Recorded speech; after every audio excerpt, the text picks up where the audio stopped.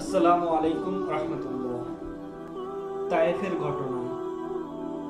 রাসূল সাল্লাল্লাহু আলাইহি সাল্লাম ইসলামের দাওয়াত দিতে তায়েফে যান, কিন্তু সেখানকার লোকজন তাকে পাথর ছুঁড়ে তাড়িয়ে দেয়। তিনি রক্তাক্ত অবস্থায় একটি বাগানে বিশ্রাম নেন। ফেরেশতা এসে বললে, চাইলে আমি পাহাড় ধ্বংস করে দিই। রাসূল সাল্লাল্লাহু আলাইহি সাল্লাম বললেন, না, আমি চাই তাদের পরবর্তী প্রজন্ম যেন ঈমান আনে। এটা থেকে আমাদের শিক্ষা হচ্ছে ধৈর্য, ক্ষমা, মানবিকতা একজন সত্যিকার নেতা ও নবীর গুণ। তায়েফের একটি গজল রয়েছে, চলুন শোনা যাক।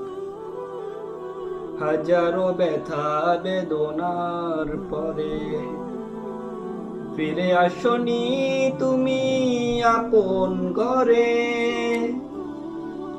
দিনের আলো তুমি ছড়িয়ে দিতে চলে গেলে মদিনায় মক্কা ছেড়ে।